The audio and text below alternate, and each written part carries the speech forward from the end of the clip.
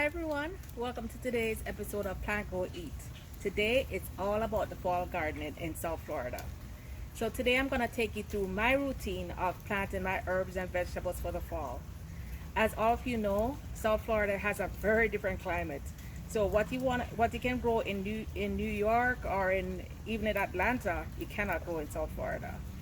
So the very first thing you want to think about is what grows well in my planting zone. And whether you're listening in South Florida or you're listening from Atlanta, think about what grows well in your planting zone. Second, you're going to think about what do I like to eat. Don't worry about planting things that other people like or to impress other people. You're the one that is going to be eating what you grow, so make sure to plant what you eat. If you know you hate radishes and beets, even though it goes well at this time of the year, don't plant radishes and beets if it's not something you're going to eat. Next, you're going to choose the right location. So if you're planting leafy greens, a lot of them prefer partial to full shade. So you're going to plant your leafy greens in the shady area. What you can do is whenever you're purchasing, whether you purchase the seedlings from your local garden center, or you purchase seeds, always read the packet to make sure that what you're planting can be planted in your time zone and in the month that you're planting it. Right now it's October in South Florida, so I'm going to be planting things that grow well in October for where I live. I'm in zone 10A. Next, you're gonna think about a part of the location is what kind of soil medium are you gonna plant in? Are you gonna plant in a pot, or are you gonna plant in a raised bed? Are you gonna plant directly in the garden? That's another thing you can research. If you're planting a zucchini, you might want to plant it. You can plant it in a pot or a raised bed. A lot of the items I'm planting today can be planted in both pot or raised bed.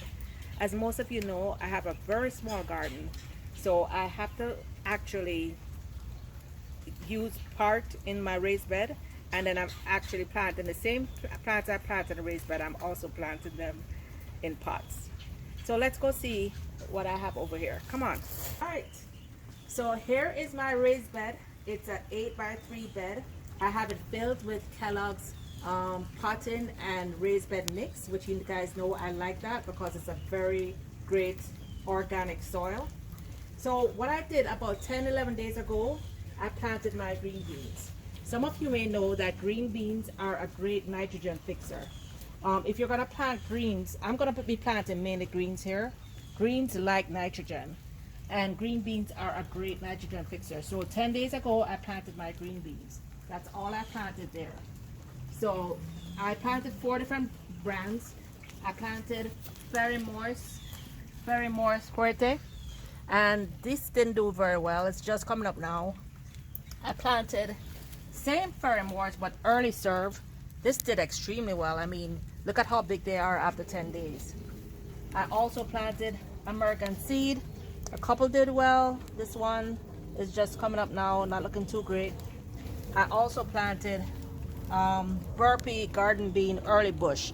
This also did very well. So if you haven't bought your green beans yet, I love green beans, as you can see. I would recommend Very Moist Early Serve and the Burpee. But there are a whole lot of brands out there, so you know, feel free to try something else. You'll also notice back here that you see something growing up here. What I did, which, as I said, I have a very small space, so I have to get a lot in. I have 4 slips of purple sweet potatoes. They actually have the purple flesh sweet potatoes growing there, so they are just beginning to push through the soil. Normally, I would never recommend putting sweet potato slips in the bed with other things, because they will take over.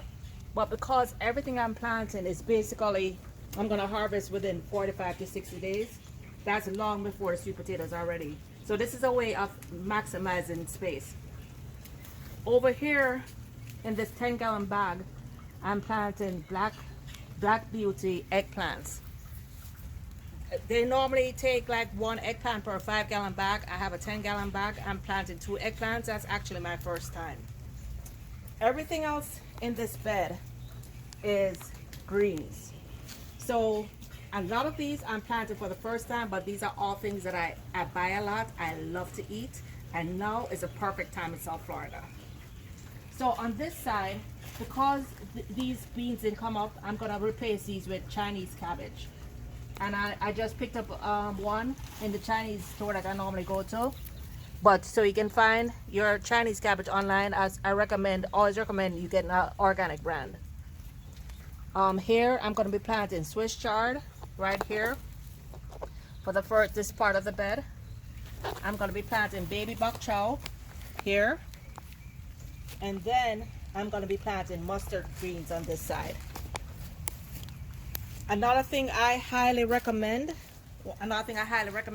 whenever you're mixing different plants together, always check to make sure that they're good companions.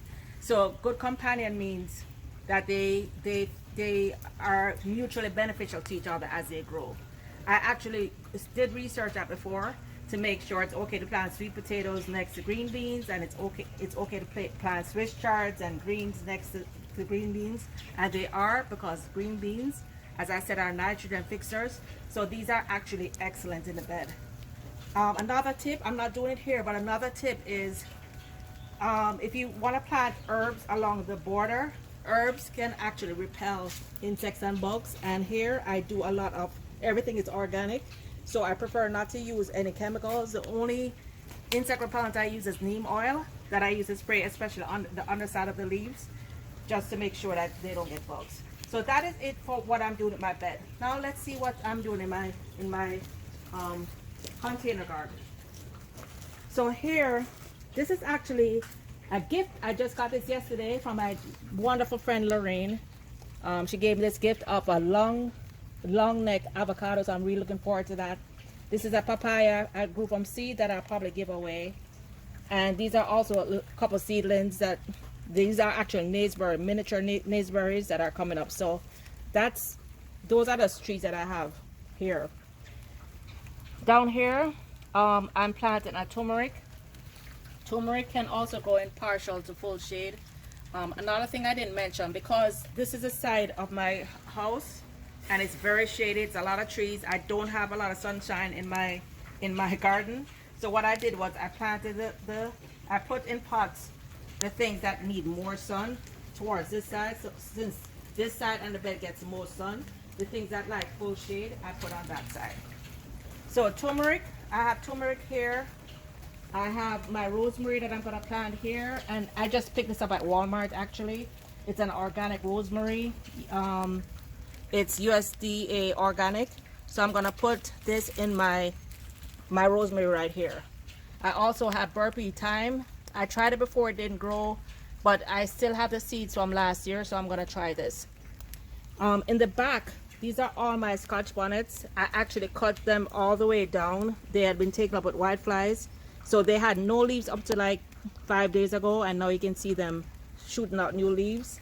Sometimes I just get very drastic with my peppers just for pest control, but those small trees actually gave me enough peppers for almost like the whole year. So here I have some tiered planting. Whenever you're planting in tiers like this, be sure to plant herbs that like similar sun, similar watering. So this is my mint, which does extremely well. You can actually break a piece of mint and it will continue growing.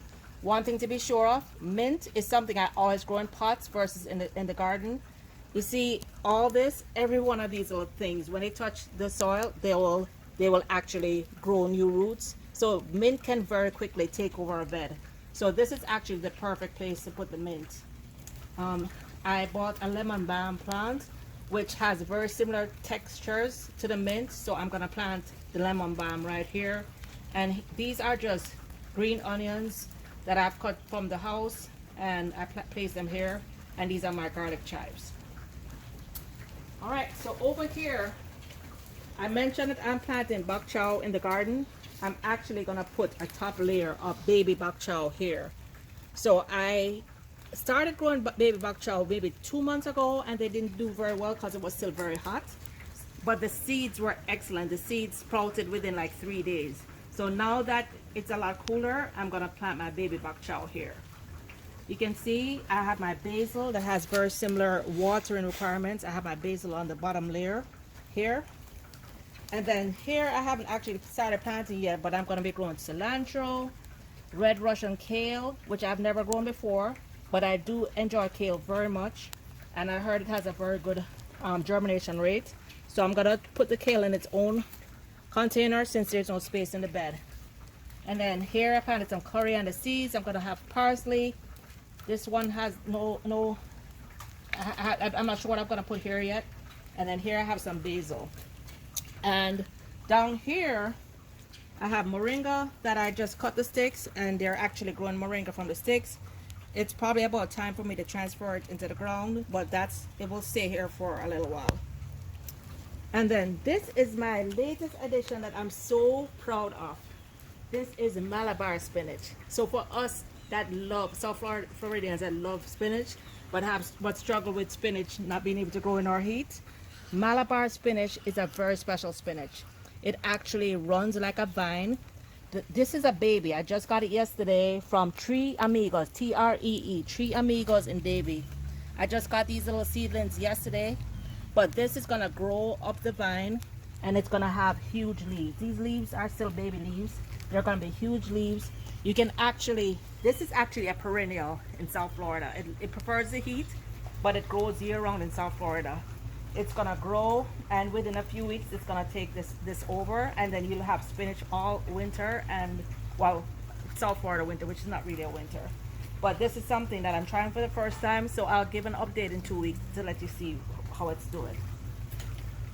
And then over here I have butternut squash, which I didn't plan on planting, but I love to eat butternut squash. And yesterday or 2 days ago I actually cut open a squash, and these seedlings were already, the seeds were already growing inside the squash. So I said, hey, I have a container here, why not see if they'll grow? So I actually have 4 here. I probably will end up giving away probably 2 or 3 of these. I'll probably give away and then grow 1 squash. And then finally, this is not a fall planting, but this is a passion fruit that my friend gave me back in back in July, the end of July. It was a tiny, maybe 6-inch passion fruit, and you can see it's already growing. What I'm gonna do is build a trellis where I'll probably trellis this and the butternut squash, and so it can grow. So that is it for my fall. Well, that's it for my fall gardening. I hope you enjoyed it.